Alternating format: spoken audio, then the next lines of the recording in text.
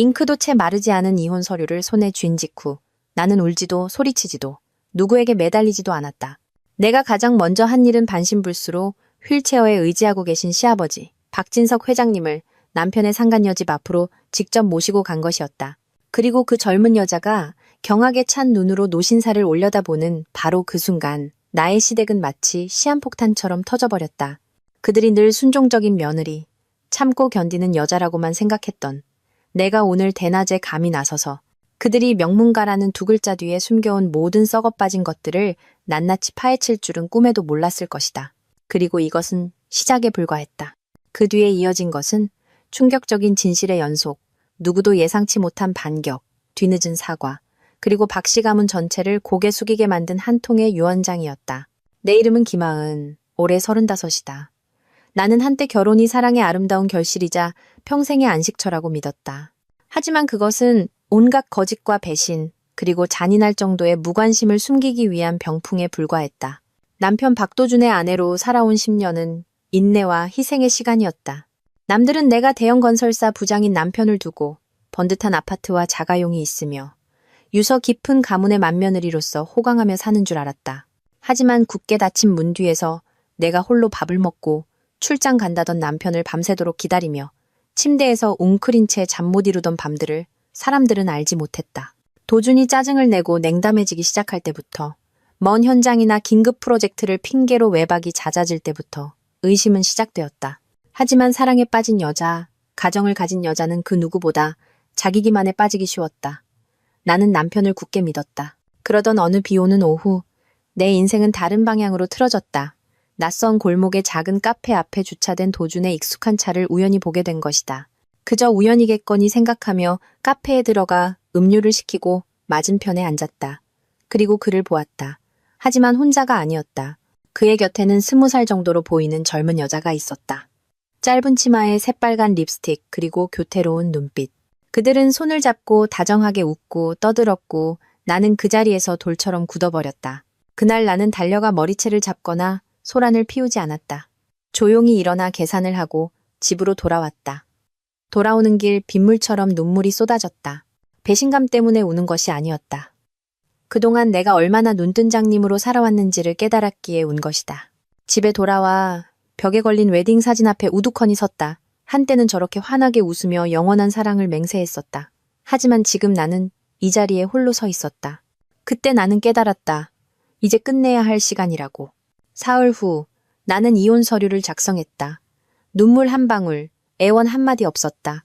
법원에 서류를 제출했고 영원할 것 같던 결혼 생활에 마침표를 찍는 데는 단 10분이면 충분했다. 하지만 나는 거기서 멈추지 않았다. 내게는 풀어야 할 마지막 원한이 남아 있었다. 시집 오던 날 시어머니가 했던 말이 생생하게 기억났다. 우리 집에 며느리로 들어온 건 내 복인 줄 알아라. 하은아, 여긴 뼈대 있는 집안이야. 네, 시아버지는 교감 선생님까지 지내셨고 집안 전체가 다 배운 사람들이다. 처신 똑바로 해. 이 집안에 먹칠하지 말고. 그런데 늘 자신들이 교양 있다고 자부하던 그들이 아들이 바람 피우는 것을 보고만 있었다. 시어머니는 모든 것을 알고 있었다. 말리기는커녕 오히려 감싸주었다. 시아버지는 반신불수로 휠체어 신세를 지고 있었지만 입만 열면 남자가 밖에서 한두 번 그럴 수도 있는 거지. 아내는 가정을 지키고 남편을 이해할 줄 알아야 해라고 말했다. 지난 10년간 나는 충분히 참았다. 공식적으로 이혼 판결을 받은 날 아침, 나는 집으로 가지 않았다. 시아버지가 계신 요양원으로 직행했다. 늘 그랬듯 병원에 모시고 가는 것처럼 부드럽게 휠체어를 밀었다. 하지만 이번 목적지는 병원이 아니었다. 나는 그를 도준의 상간녀, 최유리의 집으로 모셨다. 새로 생긴 빌라촌에 있는 월세집. 노란색 외벽에 촌스러운 초록색 철문이 달린 집이었다. 초인종을 누르자 문이 열렸고 최유리는 나를 보고는 그대로 얼어붙었다. 언니. 언니가 여길 어쩐 일로?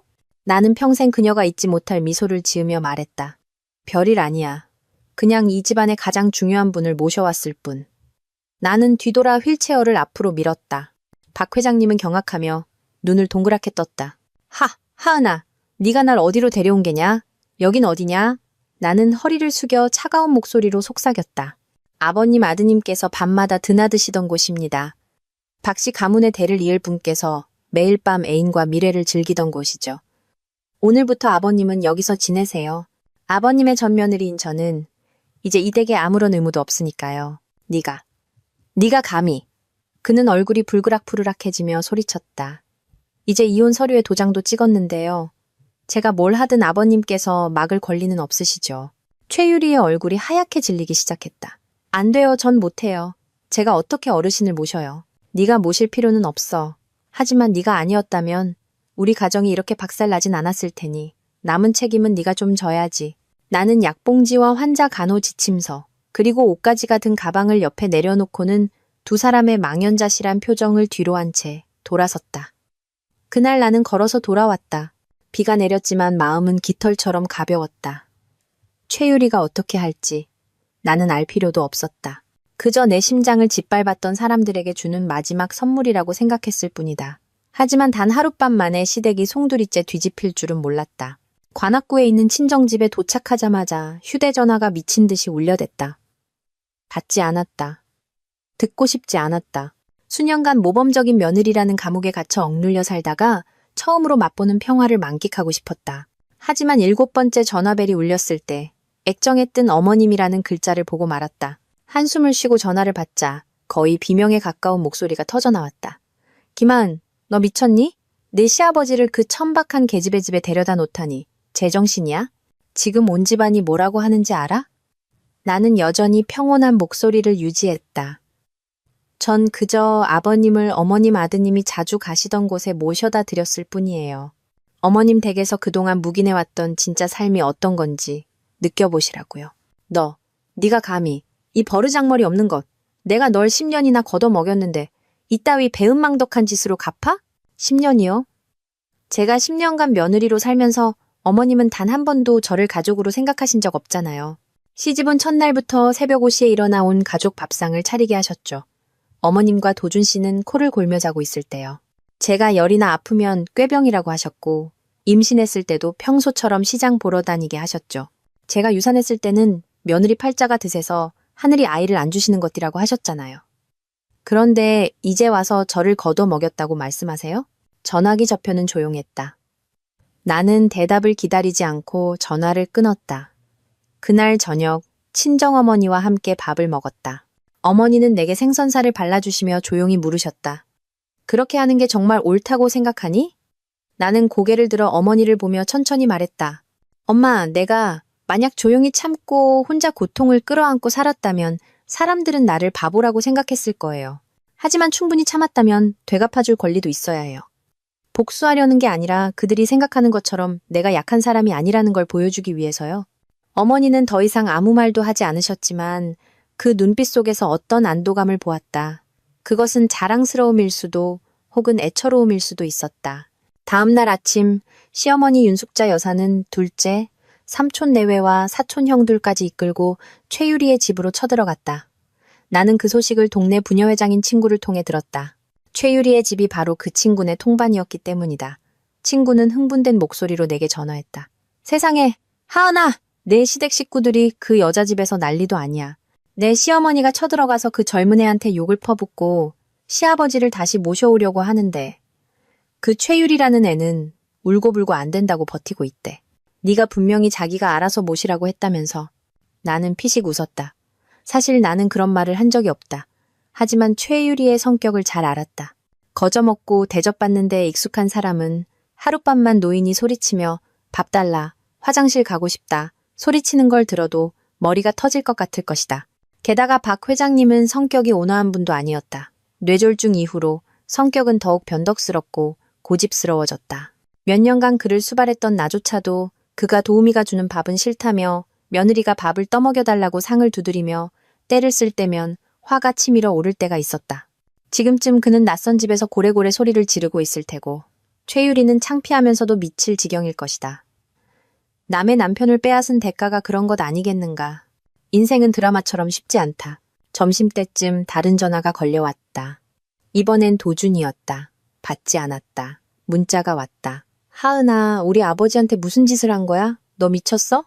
다음 문자가 이어졌다. 지금 온 집안이 난리야. 엄마는 혈압 올라서 병원에 입원하시겠대. 동네방네 소문 다 나게 만들 셈이야? 나는 딱 한마디 답장했다. 나는 내가 한 일에 부끄럽지 않아. 근데 당신이 한 짓은 비겁해서 인정조차 못하는구나. 늙고 병든 아버지조차 전처와 애인한테 떠넘기는 남자는 스스로를 좀 돌아봐. 그러고는 번호를 차단했다. 오후가 되자 친정집 앞에 차 한 대가 멈춰서는 소리가 들렸다. 창문 너머로 보니 윤숙자 여사였다. 그녀는 내가 수없이 빨래했던 보라색 꽃무늬 실크 옷을 그대로 입고 있었다. 하지만 오늘은 헝클어진 머리에 눈이 퉁퉁 부어 몹시 초췌해 보였다. 그녀는 대문 밖에서 소리쳤다. 김하은 나와. 너 이리 나와서 나랑 얘기 좀 똑바로 하자. 친정어머니가 먼저 나가셨다. 목소리는 침착했다. 사부인 하실 말씀이 있으면 저한테 하세요. 여긴 제 집이고 제 딸은 더 이상 사부인 댁며느리가 아닙니다. 안 됩니다. 걔가 나와야 해요. 우리 집안을 아주 풍비박산을 내놨어요. 나는 두려움 없이 밖으로 나갔다. 어머님, 여긴 어쩐 일이세요? 네가 감히 물어? 네가 우리 집안을 전부 망신시켰어. 온 동네 사람들이 네 시댁을 비웃게 만들 셈이냐? 나는 그녀를 처음으로 정면으로 마주보는 듯한 눈빛으로 바라보았다. 저는 누구도 망신시키지 않았어요. 그저 진실을 밝혔을 뿐이죠. 집안 망신당하는 게 두려우셨다면 어머님 아드님부터 부끄러운 줄 알라고 가르치셨어야죠. 널 명예훼손으로 고소하겠어. 그럼 고소하세요, 어머님. 저한테는 증거가 차고 넘쳐요. 도준 씨와 최유리가 카페에 있던 녹음 파일, 모텔 CCTV, 심지어 제가 정신적 폭력으로 정신과 상담받았던 진료 기록까지 전부 다요. 법정까지 가고 싶으시면 저도 기꺼이 응해드리죠. 하지만 망신당할 사람은 제가 아닐까 걱정되네요. 윤숙자 여사는 그대로 얼어붙었다. 내가 이렇게까지 치밀하게 모든 것을 준비했을 줄은 몰랐던 것이다. 나는 그녀가 나를 그저 순하고 말 잘 듣는 시골뜨기 야토로만 생각했다는 것을 안다. 하지만 그녀는 잊었다. 한계까지 내몰린 여자는 그 누구보다 강해진다는 사실을. 결국 그녀는 아무 말 없이 조용히 돌아섰다. 나는 더 이상 분노 없이 그저 가벼운 마음으로 그 뒷모습을 바라보았다. 쓰레기 청소는 시작되었다. 하지만 이게 다가 아니었다. 내 손에는 아직 도준과 그의 가족 전체가 영원히 고개를 들지 못하게 만들 비밀이 남아있었기 때문이다. 시어머니가 대문을 나서는 순간 나는 오랫동안 그 자리에 우두커니 서 있었다. 힘없이 총총 걸어가는 그 모습, 분노와 무력감이 뒤섞인 그 걸음걸이. 10년간의 시집살이 동안 수없이 봐왔던 모습이었다. 하지만 그때는 내가 구차하게 매달리고 두려워하며 그녀의 말 한마디, 표정 하나에 전전긍긍하는 쪽이었다.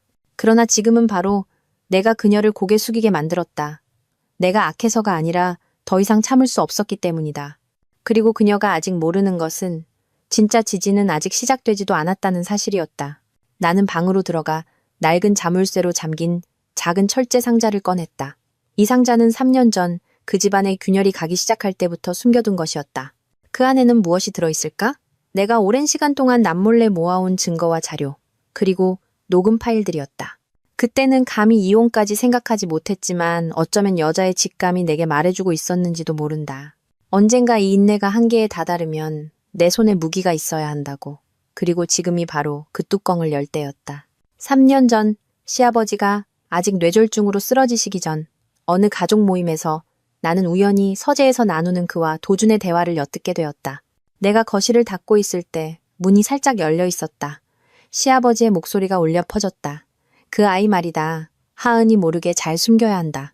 만약 하은이가 알게 되면 이 집안은 끝장이야. 그 아이? 어떤 아이? 도준이 작게 대답했지만 똑똑히 들렸다. 아버지, 제가 다 처리했습니다. 매달 양육비도 넉넉히 보내주고 있고 그 여자도 함부로 떠들지 못할 겁니다. 자기 분수를 아는 여자니까요. 나는 그 자리에 얼어붙었지만 아무것도 못 들은 척했다. 그때부터 나는 조용히 뒤를 밟기 시작했다. 도준이 자주 드나드는 동네의 경비원으로 일하는 지인에게 야근하는 날 감시를 부탁했다. 스트레스 해소용 게임을 한다며 빌린 보조 휴대전화에는 위치 추적 앱을 깔았다. 그리고 이유 없이 일주일 휴가를 냈다. 사실은 도준이 남긴 흔적을 따라가기 위해서였다. 그리고 나는 강서구의 낡은 빌라에서 5살쯤 되어 보이는 남자아이를 키우는 한 여자를 찾아냈다. 아이는 도준과 똑 닮은 눈매를 가지고 있었고 인매는 시아버지의 젊은 시절을 그대로 빼닮았다. 나는 그 집 맞은편 카페에 이틀 내내 앉아 있었다. 사흘째 되던 날 나는 용기를 내어 다가가 방을 구하는 척했다. 그 여자, 서연이라는 여자가 문을 열었다.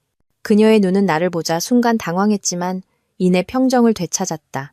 나는 조카가 살 빵을 구한다며 몇 마디 묻고는 조심스럽게 아이에게 막대 사탕을 건네며 다정하게 물었다. 얘, 이름이 뭐니? 아이는 웅얼거렸다. 민준이요. 아빠 이름은 뭐야? 아빠 이름은 도준이에요. 근데 엄마가 아무한테도 말하면 안 된다고 했어요. 심장이 누군가에게 꽉 졸리는 것 같았다. 나는 가볍게 웃으며 고맙다고 인사하고 그곳을 떠났다. 하지만 내 주머니 속 휴대전화는 대화가 시작된 순간부터 계속 녹음되고 있었다. 그리고 나는 그 녹음 파일을 지금까지 간직해왔다. 민준이는 도준과 서연의 혼외자였다.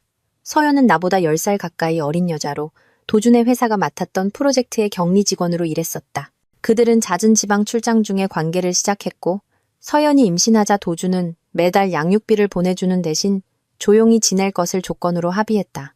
시아버지는 이 사실을 알면서도 침묵했고 시어머니는 모르거나 혹은 아들의 평판에 흠이 갈까 두려워 알면서도 모르는 척했을 것이다. 모든 것을 밝히고 대면하고 싶었다. 하지만 그럴 때마다 반신불수로 누워 계신 시아버지와 가끔 드물게 다정해지는 시어머니의 모습이 떠올랐다. 내가 나쁜 사람이 될까 두려웠다. 하지만 이제 나는 알았다. 내 침묵이 잘못을 키웠다는 것을. 나는 그 녹음 파일과 서연 옆에 서 있는 민준의 사진 몇 장, 그리고 두꺼운 봉투에 직접 쓴 편지를 함께 넣었다. 어머님께 이것이 가족들이 수년간 저를 속여온 진실입니다. 저는 아드님께 혼외자가 있다는 사실을 3년 전부터 알고 있었지만 가정을 위해 침묵했습니다. 이제 저는 더 이상 어머님 댁 사람이 아니니 이 사실을 더는 덮어둘 이유가 없습니다. 어머님께 자존심이 조금이라도 남아있다면 저 아이가 자기 엄마처럼 버림받고 자라지 않도록 조치해주세요. 저로서는 이제 착한 며느리 역할은 끝났습니다. 앞으로는 각자 선택한 방식대로 살아가죠. 나는 퀵 서비스를 이용해 편지를 어머님 손에 직접 전달했다. 그리고 불과 4시간 후 시댁은 늦게 터진 폭탄처럼 산산조각이 났다. 그날 밤 전화벨이 울렸다. 전화를 건 사람은 도준의 사촌 형수와 결혼한 집안에서 가장 점잖은 분인 상훈 씨였다. 하은 씨, 형님이 다 들었어요. 정말 미안해요. 그동안은 아무것도 몰랐어요. 이제야 하은 씨가 왜 그런 결정을 했는지 이해가 가네요. 나는 가볍게 웃었다. 누구의 사과도 필요 없어요, 아주버님. 전 그저 모두가 진실을 마주하길 바랐을 뿐이에요. 사실 저도 그 아이가 인정받았으면 좋겠어요. 아이는 죄가 없잖아요. 이해해요. 그런데 하은 씨는 괜찮아요? 네, 괜찮아요, 아주버님. 10년 만에 처음으로 제 인생을 제가 결정하는 기분이에요. 전화를 끊고 하늘을 올려다보았다. 가랑비가 내리기 시작했다. 지금처럼 강인하다고 느낀 적은 없었다. 그날 오후 하늘이 잿빛으로 변할 무렵 나는 예상치 못한 사람에게서 문자를 받았다. 윤숙자 여사의 여동생, 즉 도준의 고모인 박혜숙 씨였다. 메시지는 짧았다. 하나, 나 방금 얘기 들었다. 네가 한 일은 옳았어. 하지만 조심하렴. 내 올케가 지금 이성을 잃고 상황을 뒤집으려고 큰 소리치고 있으니 네가 억울한 일 당하지 않았으면 좋겠구나. 나는 그 문자를 3번이나 읽었다. 평온했던 마음이 갑자기 쿵 내려앉았다. 나는 윤숙자 여사를 안다. 10년 넘게 그녀의 그늘 아래서 살았다. 그 여자는 인내할 수도 미소 지을 수도 사람들 앞에서 교양 있는 척 할 수도 있지만 등 뒤에서는 소름 끼치도록 악랄한 계략을 꾸미는 사람이었다. 내가 과장으로 승진했을 때 그녀는 여자가 너무 잘 나가면 남편 길을 죽인다며 나를 퇴사시켰다. 내가 아이를 낳지 못하자 몰래 우리 엄마에게 전화해 따님이 애를 못 낳는다고 쏘아붙여 엄마를 며칠 밤낮으로 울게 만들었다. 집안 친척들 앞에서는 아무렇지 않게 우리 하은이가 착하긴 한데 좀 멍청해서 남편이 바람 피우는 것도 몰라라고 말하기도 했다. 그 모든 것을 나는 삼켰다. 하지만 오늘 그녀가 또다시 계략을 꾸민다면 가만히 있지 않을 것이다. 그날 밤 시댁 가족 단톡방에 윤숙자 여사의 번호로 장문의 메시지가 올라왔다. 집안 어르신들께 먼저 최근의 소란에 대해 제가 책임을 통감하고 있음을 말씀드립니다. 하지만 하은이가 도준이에게 혼외자가 있다고 주장하는 것은 명백한 허위 사실이며 저희 가문의 명예를 실추시키기 위한 모함임을 밝힙니다. 박 회장님은 건강이 위중한 상태에서 낯선 곳으로 강제로 끌려가셨고 김하은은 의도적으로 가족을 모욕하고 SNS에 허위 사실을 유포했습니다. 저는 이미 변호사를 선임하여 서류를 준비 중입니다. 만약 김하은이 계속해서 명예를 훼손한다면 명예훼손과 무고죄로 법정에 세울 것입니다. 그 메시지 직후 사람들의 반응이 쏟아졌다. 그녀를 편드는 사람, 의심하는 사람. 하지만 한 가지 확실한 것은 윤숙자 여사가 판을 뒤집으려 한다는 것이었다. 나는 화내지 않았다. 침착하게 화면을 캡처한 뒤 단톡방에 단 하나의 메시지를 보냈다. 어르신들께 조카 며느리였던 김하은입니다. 이야기를 명확히 하기 위해 몇 가지 작은 증거를 보내드립니다. 시아버님과 박도준 씨가 혼외자 양육비에 대해 논의하는 것을 녹음한 파일. 민준이와 그 엄마 서연 씨의 사진, 그리고 보호자 이름에 박도준이라고 명시된 강서구 보건소 진료기록부. 박도준 씨와 서연 씨가 함께 들어가는 모습이 찍힌 향기 모텔 앞 CCTV 영상. 날짜 5월 5일. 저는 일을 크게 만들고 싶지 않습니다. 하지만 누군가 계속해서 제가 거짓말을 한다고 주장한다면 저는 이 모든 것을 수사기관에 제출하여 법의 판단을 받을 수밖에 없습니다. 마지막으로 한마디만 하겠습니다.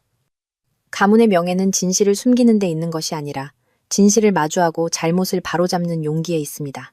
몇 분 후 단톡방은 쥐 죽은 듯 조용해졌다. 어떤 반박 메시지도 윤숙자 여사를 옹호하는 말도 올라오지 않았다. 나는 그 분위기를 똑똑히 상상할 수 있었다. 마치 그녀가 모범적인 여성의 표상이라 믿었던 사람들 앞에서 따귀를 맞은 듯한 분위기. 그날 밤 도준이 다시 전화했다. 이번에는 낯선 번호였다. 전화를 받자 그의 목소리는 쉬어 있었고 분노와 무력감이 섞여 있었다. 하은아, 너무 치사하게 구는 거 아니야? 내 인생까지 끝장낼 셈이야? 나는 가볍게 웃었다. 누구도 당신 인생을 끝장내지 않았어. 당신 스스로 그렇게 만든 거지. 나는 그저 당신이 쓰레기를 쑤셔 넣은 상자 뚜껑을 열었을 뿐이야. 제발. 민준이 일은 고의가 아니었어. 그때 술에 취해서 실수한 거고 서연이가 아이를 낳겠다고 고집했어. 몇 년 동안 양육비도 줬잖아. 제발 일 좀 크게 만들지 마.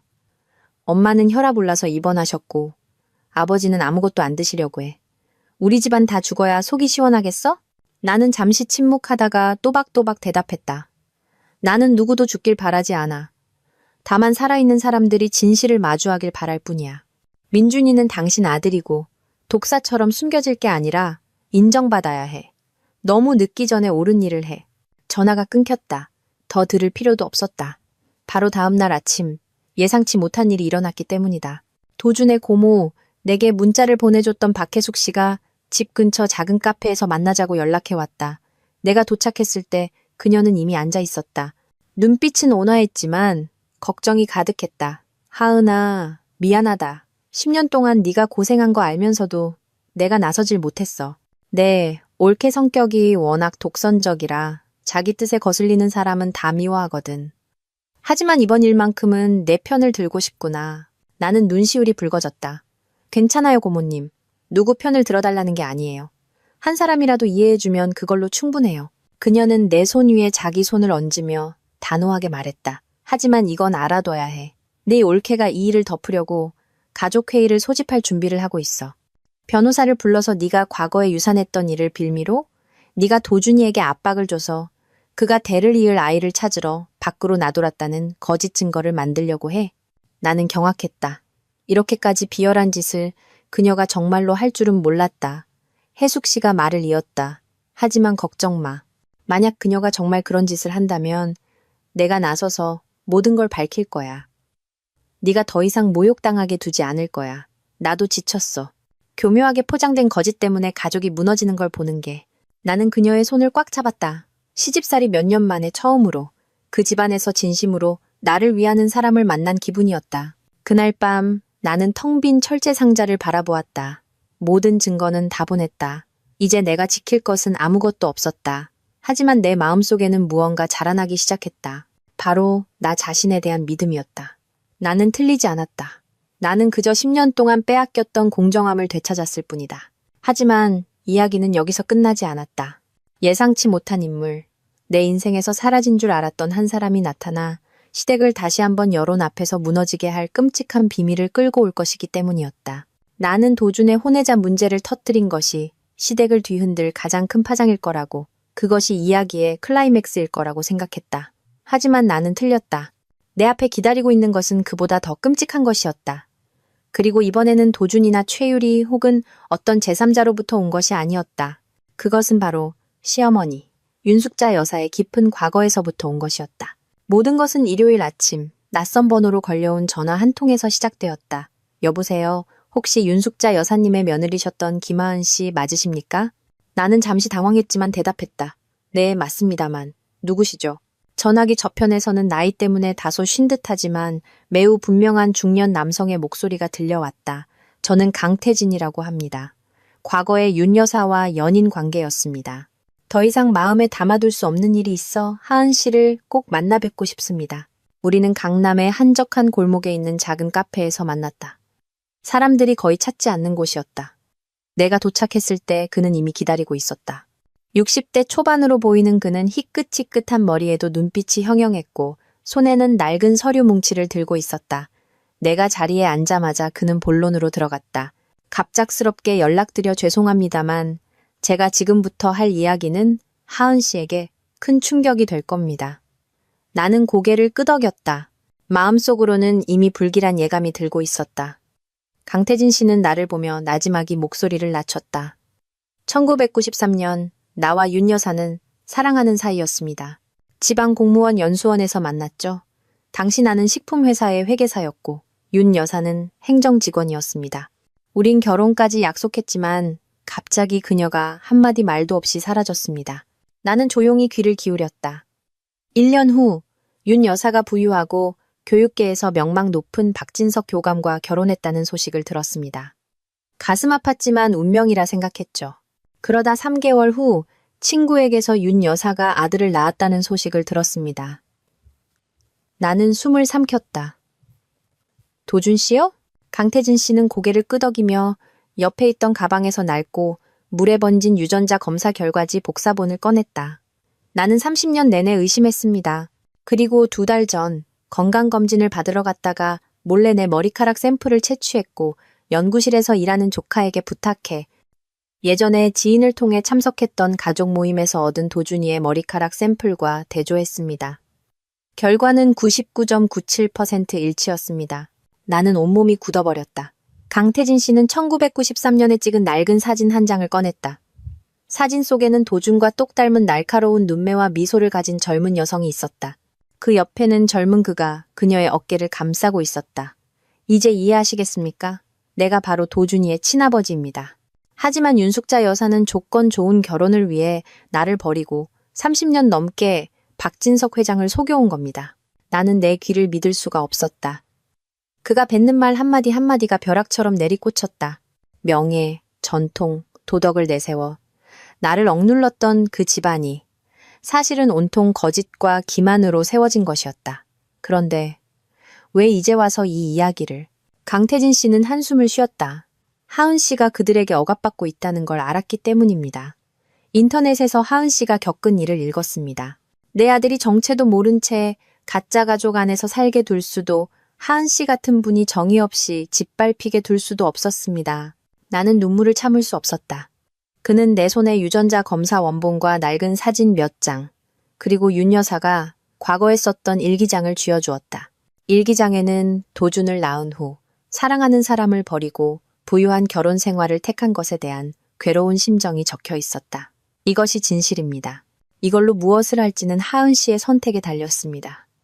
하지만 저는 너무 오랫동안 덮여있던 것들에 빛이 비춰져야 할 때라고 생각합니다. 나는 모든 것을 가지고 돌아왔다. 밤새 잠을 이루지 못했다. 수많은 기억이 밀려왔다. 윤 여사가 내게 가문의 가치를 지킬 줄 모른다고 꾸짖던 날들, 아들을 낳지 못한다고 윽박지르던 날, 그리고 젓가락으로 내 얼굴을 가리키며 내 행동 하나하나가 이 집안 명예에 달린 거야. 여긴 모범적인 가정이라고. 미꾸라지 한 마리가 흙탕물 만들게 두지 마. 라고 소리치던 날까지. 이제야 알았다. 그 미꾸라지는 바로 그녀 자신이었다. 나는 이 사실을 폭로하는 것이 단순한 충격을 넘어 윤 여사가 그동안 다른 사람들을 짓밟는 무기로 삼았던 박씨 가문의 명예에 치명타를 날릴 것이라는 걸 알았다. 하지만 나는 조금도 죄책감을 느끼지 않았다. 그녀 역시 그 껍데기를 지키기 위해 수많은 사람을 짓밟았으니까 나는 여전히 믿을 만한 시댁 식구인 상훈 씨에게 전화했다. 아주버님, 시간 괜찮으세요? 아주버님께 꼭 보여드릴 게 있어서요. 상훈 씨는 더 묻지 않았다. 우리는 그의 회사 근처 식당에서 만났다. 내가 서류 뭉치와 사진을 내밀자 그는 한 장 한 장 넘겨보며 얼굴이 하얘졌다. 세상에. 이 일이 집안에 알려지면 온 집안이 알 필요는 없어요. 그저 몇몇 분이라도 자신들이 맹목적으로 떠받들던 모범 가정의 실체를 알아야 해요. 상훈 씨는 오랫동안 침묵하다가 단호한 눈빛으로 나를 보았다. 하은 씨는 혼자가 아니에요. 만약 윤 여사님이 계속해서 하은 씨를 모함하려 든다면 제가 하은 씨 편에 설게요. 제가 집안 전체에 알릴 겁니다. 저는 이 집안 사람이고 제 말은 무시당하지 않을 겁니다. 나는 고개를 끄덕였다. 길고 어두웠던 세월 끝에 처음으로 혼자 싸우고 있지 않다는 느낌이 들었다. 그날 밤 나는 창문 너머로 하늘을 보았다. 둥근 달이 붉은 기왓장 위로 빛을 쏟아내고 있었다. 나는 윤 여사 같은 여자, 내게 예의를 지키라 가르치고 착한 며느리라는 명분으로 나를 억누르고 도리가 없다고 꾸짖었던 그 여자가 과연 거울 앞에 서서 자신의 더러운 과거를 마주할 용기가 있을지 궁금했다. 확신할 수는 없었지만 온 집안 사람들 앞에서 그녀의 가면이 벗겨질 날이 머지않았다는 것은 알았다. 가족회의는 바로 다음 주 일요일 아침 박 씨 가문의 종갓집에서 열렸다. 지난 수백 년간 제사, 혼례, 장례 등 가장 중요한 행사에만 사용되던 그곳이 이제는 윤숙자 여사가 30년 넘게 숨겨온 진실을 폭로하는 장소가 되었다. 나는 초대받지 않았지만 도준의 사촌 형인 상훈 씨가 보낸 문자 메시지 때문에 그곳으로 향했다. 하은 씨, 윤 여사님이 하은 씨가 아이를 못 낳는다는 사실을 공표해서 남편을 버리고 가정을 해친 죄를 뒤집어 씌울 작정이에요. 오지 않으면 영원히 오명을 쓰게 될 거고 만약 온다면 내가 당신 편에 서겠어요. 나는 생각할 겨를도 없이 고개를 끄덕였다. 나는 소박하지만 단아한 아이보리색 원피스를 골랐다. 화장도 장신구도 하지 않았다. 나는 내 본 모습 그대로 완벽하지는 않지만 떳떳하고 자존심 있는 여자로 나타나고 싶었다. 그날 아침 종갓집 마당은 사람들로 가득 찼다. 내가 한때 아저씨, 고모, 삼촌이라 불렀던 익숙한 얼굴들이 이제는 의심과 수군거림이 섞인 눈으로 나를 쳐다보았다. 하지만 나는 고개를 숙이지 않았다. 마당 중앙에 놓인 긴 상을 향해 똑바로 걸어갔다. 윤 여사는 상석에 앉아 있었고 옆에는 불안한 듯 손가락을 까딱이는 도준이 있었다. 몸이 약하신 시아버지도 휠체어에 앉은 채 구석의 자리에 낡은 석상처럼 말이 없었다. 아무도 내가 감히 나타날 줄은 몰랐던 것 같다. 윤 여사는 눈을 동그랗게 뜨고 입술을 꽉 깨물었지만 이내 비웃음을 지어 보였다. 어머, 전 며느님도 오셨네? 잘 왔어. 아주 잘 왔어. 최소한 부끄러운 줄은 아는구나. 나는 아래쪽 의자에 침착하게 앉아 고개를 들었다. 저는 부끄러워하러 온 게 아닙니다. 거짓말 대신 진실을 듣고 싶어하는 분들이 계시다면 그 진실을 똑똑히 말씀드리러 왔습니다. 윤 여사는 눈을 부릅떴다. 그녀는 심호흡을 하고는 모두를 향해 돌아섰다.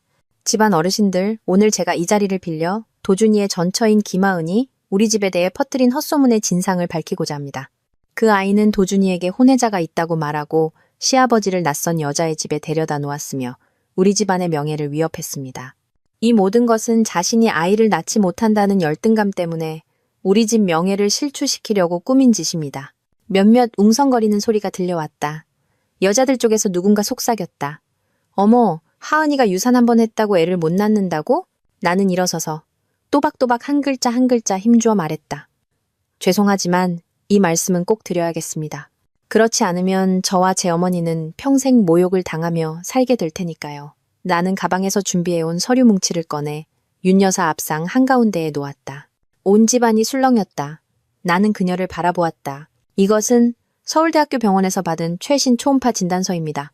의사는 제 자궁이 정상이며 임신이 가능하다고 확인했습니다. 제가 유산했던 날은 제가 38도가 넘는 열에 시달리고 있을 때 어머님께서 억지로 시장에 보내셨기 때문입니다. 기억나십니까? 윤 여사의 얼굴이 하얗게 질렸다. 그녀는 애써 평정을 유지하려 했다. 네가 지어내는 소리야. 제가 지어내는 것이라면 어머님께서 아이도 못 낳는 년은 시어미가 다른 며느리 들여 대를 잇게 해도 할 말 없다고 하신 녹음 파일은 어떻게 설명하시겠습니까? 나는 휴대전화를 꺼내 재생 버튼을 눌렀다. 윤 여사의 날카롭고 악의에 찬 목소리가 똑똑히 울려 퍼졌다. 분위기는 순식간에 얼어붙었다. 몇몇 나이 드신 어른들은 미간을 찌푸리며 고개를 돌렸다. 윤 여사의 동생 혜숙 씨는 그대로 굳어 세상에 언니라고 중얼거렸다. 나는 멈추지 않고 다른 검사 결과를 내밀었다. 이것은 박도준 씨와 서현 씨와의 사이에서 낳은 혼외자 민준이의 유전자 검사 결과입니다. 99.97% 일치. 법의학 연구소의 직인과 서명이 있습니다. 대조를 원하시는 분이 계시다면 제가 기꺼이 함께 병원에 가드리겠습니다. 아까보다 더 큰 웅성거림이 파도처럼 일었다. 도주는 얼굴이 새하 예진 채 몸을 움츠렸다. 윤 여사는 그를 향해 소리쳤다. 입 다물어. 인정하면 안 돼. 내가 그 일은 숨기라고 했잖아. 나는 마지막 폭탄을 터뜨리기 위해 잠시 말을 멈췄다. 그리고 천천히 세 번째 검사 결과지를 꺼냈다. 강태진 씨가 보낸 원본 사본과 윤 여사의 낡은 일기장이었다. 이런 말씀까지 드리게 되어 죄송합니다. 하지만 어머님께서 온 집안 사람들 앞에서 저를 모욕하기로 작정하셨다면 저도 더는 참을 수 없습니다.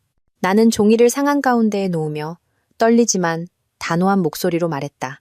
이것은 박도준 씨와 어머님께서 박진석 아버님과 결혼하시기 전에 연인이었던 강태진 씨의 유전자 검사 결과입니다. 결과는 강태진 씨가 박도준 씨의 친아버지이며 박진석 아버님이 아니라고 확인하고 있습니다. 온 집안이 죽은 듯 조용해졌다. 윤 여사는 벼락이라도 맞은 듯 벌떡 일어나 소리쳤다. 네가 미쳤구나. 거짓말하지 마. 네가 꾸며낸 이야기야. 제가 꾸며낸 것이라면 제가 찾아낸 이 일기장은 어떻게 설명하시겠습니까? 어머님 필체 그대로입니다. 나는 태진 씨를 사랑하지만 내 인생을 바꾸기 위해 진석 씨와 결혼해야 한다는 구절도 있더군요. 혜숙 씨는 가슴을 부여잡고 상의로 고개를 떨궜다. 마당은 아수라장이 되었다. 묻는 사람, 의심하는 사람, 경악하는 사람들. 시아버지는 조용히 앉아 두 손을 떨며 입술을 꽉 다물고 있었다. 그는 아무 말도 하지 않았지만 그의 왼쪽 눈에서 눈물 한 방울이 흘러내렸다. 내가 며느리로 사는 동안 그가 우는 것을 본 것은 처음이었다. 진실은 박씨 가문의 명예를 감싸고 있던 비단 보자기를 칼처럼 찢어버렸다. 모든 것이 엉망이 되었다. 나이 많은 큰아버님 뻘 되는 분이 엄숙하게 일어섰다. 이 일은 더 이상 덮을 수 없다. 이 집안이 남들 가르치려 들더니 이제는 됐다. 이제 그만하자. 각자 집으로 돌아가서 스스로를 돌아보도록 해. 그러자 사람들이 하나둘씩 일어나 자리를 뜨기 시작했다. 윤 여사는 여전히 소리쳤다. 절 믿으셔야 합니다. 저는 이 집안을 위해, 가문의 명예를 위해 모든 것을 한 겁니다. 저를 등지시면 안 됩니다. 하지만 아무도 그녀를 쳐다보지 않았다. 그녀가 온 마음을 다해 보호했던 아들, 도준조차 고개를 숙인 채 상에서 물러나며 내 곁을 스쳐 지나갈 때 속삭였다. 하은아, 미안하다. 네가 이겼어. 나는 웃지 않았다. 이것은 승리가 아니었다. 이것은 진실이었다. 그리고 진실 앞에서는 승자도 패자도 없다. 그저 용감하게 마주하는 자와 평생 도망치는 자가 있을 뿐이다. 그 운명적인 가족회의가 있은 지 사흘 후 박씨 가문의 이름은 동네 시장부터 골목 끝까지 사람들의 입에 오르내리는 주제가 되었다. 소문은 아침 찻잔 위에서 해질녘 대화 속에서 불길처럼 번져나갔다. SNS는 필요 없었다. 동네 사람들의 입이야말로 가장 강력한 확산 매체였다. 나는 여전히 침묵했고 한마디도 더 보태지 않았다. 내가 할 일은 다 했다고 생각했다. 하지만 예상대로 윤 여사는 가만히 있지 않았다. 그날 밤 나는 집안의 둘째 며느리인 동서에게서 전화를 받았다. 그녀는 순하고 말수가 적지만 강직한 사람이었다. 형님, 들으셨어요? 어머님께서 형님을 무고와 명예훼손으로 고소하려고 고소장을 준비 중이시래요. 아는 변호사까지 동원했다던데요. 나는 움찔했지만 놀라지는 않았다. 그녀의 가면을 벗긴 순간부터 나는 모든 수를 예상하고 있었다. 확실한가요, 동서? 네. 제 남편이 그 변호사님 조카거든요. 어머님께서 사진 몇 장을 조작해서 가져가서는 형님이 이혼 후에 복수하려고 음성을 짜깁기 하고 이야기를 꾸며냈다고 주장하셨대요. 나는 헛웃음을 쳤다. 사진 조작, 이야기 꾸며내기. 나는 원본 서류와 그녀의 친필 일기장, 그리고 독립적인 유전자 검사 결과까지 가지고 있는데도. 하지만 나는 얕보지 않았다. 윤 여사가 법적으로 이길 필요가 없다는 것을 알았기 때문이다. 그녀는 그저 여론전에서 이기면 그만이었다. 사람들이 반신반의하게 만드는 것만으로도 그녀는 체면을 어느 정도 회복할 수 있었다. 그것이야말로 가장 악랄한 수법이었다. 다음 날, 나는 명예훼손 관련 신고건으로 주민센터에 출석하라는 요청을 받았다. 담당자는 40대쯤 되어 보이는 단정한 인상의 여성이었다. 책상 위에는 윤숙자 여사의 이름이 선명하게 찍힌 고소장이 놓여 있었다. 그녀는 내게 정중하게 말했다. 김하은 씨를 모신 것은 몇 가지 내용을 확인하기 위함입니다. 윤숙자 씨께서 하은 씨가 허위 사실을 유포하여 개인과 가족의 명예를 훼손했다고 주장하고 있습니다. 복잡한 가정사인 것은 알지만 양측의 입장을 명확히 하기 위해 협조해 주셨으면 합니다. 나는 고개를 끄덕이고 가방에서 모든 원본 서류와 날짜가 인증된 녹음 파일, 법의학 연구소의 유전자 검사 결과지, 그리고 강태진 씨의 친필 확인서가 첨부된 일기장 원본까지 꺼냈다. 나는 모든 것을 책상 위에 올려놓으며 또박또박 말했다. 저는 누구도 무고하지 않았습니다. 저는 진실을 말했을 뿐입니다. 만약 그 진실 때문에 누군가 명예를 잃었다고 느낀다면 그 잘못은 제게 있지 않습니다. 담당자는 서류를 훑어보았고 볼수록 말이 없어졌다. 잠시 후 그녀는 고개를 들었다. 더 이상 차갑지 않은 오히려 미안함이 섞인 눈빛이었다. 이해했습니다. 모든 것이 서류로 명백하군요. 상부에 보고하여 근거 없는 신고로 종결 처리하겠습니다. 나는 가볍게 웃었다. 감사합니다. 하지만 혹시 괜찮으시다면 윤숙자 여사님께 제 말을 한마디만 전해주시겠어요? 주머니 속의 송곳은 언젠가 튀어나오기 마련이라고요. 주민센터를 나서자 햇볕이 따가웠다. 택시 한 대가 갓길에 섰고 문이 열리며 내린 사람은 다름 아닌 윤숙자 여사였다. 그녀는 검은색 한복을 차려입고 머리를 높게 틀어 올린 채 명절 때처럼 짙은 붉은 립스틱을 바르고 있었다. 하지만 눈은 퉁퉁 부어 있었고 뺨은 창백했다. 나를 보자 그녀는 멈춰섰다. 우리는 말없이 서로를 바라보았다. 욕설도 주먹질도 없었다. 그저 두 자루의 칼처럼 날카로운 시선이 허공에서 부딪혔을 뿐이다. 내가 먼저 말했다. 어머님, 아직도 멈추지 않으셨군요. 그녀는 핸드백을 꽉 쥐며 비웃었다. 네가 똑똑한 줄 아는구나? 옛날 이야기를 들춰내면 네가 이길 것 같아? 내가 잘못한 건 인정하지만 너도 성녀는 아니야. 나는 고개를 들었다. 네, 저는 성녀가 아닙니다. 하지만 어머님처럼 도덕적인 척하지도 않습니다. 그녀는 오랫동안 나를 쳐다보았다. 그 눈빛에는 처음으로 경멸도 분노도 없었다. 텅 비어 있었다. 그리고 그녀는 의미심장한 한마디를 던졌다. 기억해둬라. 넘어진 사람이 다 못 일어나는 건 아니야. 조심해.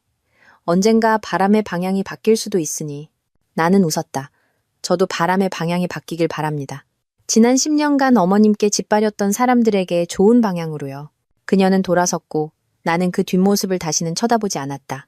그날 오후 나는 어머니를 뵈러 갔다.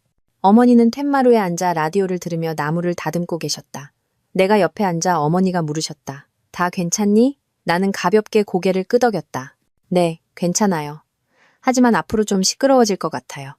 어머니는 웃으며 내 머리를 쓰다듬으셨다. 시끄러우면 어떠니? 우리가 떳떳하게 살면 무서울 게 없어. 바람이 어느 쪽으로 불든 이것만 기억해라. 네가 울게 만들었던 사람들처럼은 절대 살지 마. 나는 어머니 어깨에 머리를 기댔다. 10년이 넘는 시집살이 동안 단 한순간도 이렇게 평화로웠던 적이 없었다. 하지만 정확히 일주일 후 한 대형 여성 커뮤니티에 익명의 게시글이 올라왔다. 제목은 전며느리 복수심의 시어머니 무고 왜곡된 진실을 고발합니다. 였다. 게시글은 내가 아이를 낳지 못한다는 이유로 도준의 젊은 애인 최유리를 질투했으며 이혼 후 시댁을 무너뜨리기 위해 혼외자 이야기와 시어머니의 과거사를 꾸며냈다는 온갖 허위 정보와 왜곡으로 가득 차 있었다. 글은 산불처럼 빠르게 퍼져나갔다. 믿는 사람, 의심하는 사람, 심지어 내 개인 신상까지 들춰내며 조롱하는 사람도 있었다. 나는 정말로 흔들렸다. 침묵하려 했지만 어머니가 내 손을 잡고 말씀하셨다. 물러서면 안 된다. 네가 물러서면 사람들은 네가 잘못했다고 생각할 거야. 나는 고개를 끄덕였다. 그리고 처음으로 내 개인 SNS에 공개적으로 글을 올렸다. 모든 증거와 사진, 검사 결과, 음성 파일, 그리고 도준의 친아버지인 강태진 씨가 직접 쓴 편지까지 첨부했다. 불과 30분 만에 수천 건의 공유가 이루어졌고 아무도 예상치 못한 일이 벌어졌다. 상간녀였던 최유리까지 나선 것이다. 그녀는 짧은 글을 올렸다. 엮이고 싶지 않았지만 김하은 씨가 거짓말하지 않았음을 확인합니다. 박도준 씨는 저와 아이가 있습니다. 저는 그분에게 폭행이나 모함을 당한 적이 없습니다. 저에게 침묵하라고 제안한 유일한 사람은 그분의 전 시어머니였습니다. 온라인 커뮤니티는 폭발했다. 협박하고 모함하고 이야기를 꾸며냈던 윤숙자 여사는 공식적으로 사회적 지탄의 대상이 되었다. 박씨 가문은 지역 자선단체에서 제명되었고 도준의 가족은 동네 전체의 가십거리가 되었다. 그리고 나는 이겼기 때문이 아니라 마침내 더 이상 숨길 것이 없다는 사실에 안도의 한숨을 내쉬었다. 내가 모든 증거를 SNS에 공개한 후 모든 것은 마치 폭풍처럼 시댁의 위선적인 도덕적 가면을 날려버렸다. 동네는 떠들썩했고 온라인 커뮤니티는 나를 지지했으며 나를 의심하고 비난했던 사람들은 조용히 글을 삭제하거나 사과 메시지를 보내왔다. 평생 내가 사라지기만을 바랄 것 같았던 최유리가 김하은 씨는 내게 나쁜 짓을 한 적이 없다. 내가 잘못했고 인정한다는 한마디로 박씨 집안의 거짓의 종지부를 찍었다. 나는 모든 것이 끝나고 삶이 다시 평온해질 것이라 생각했다.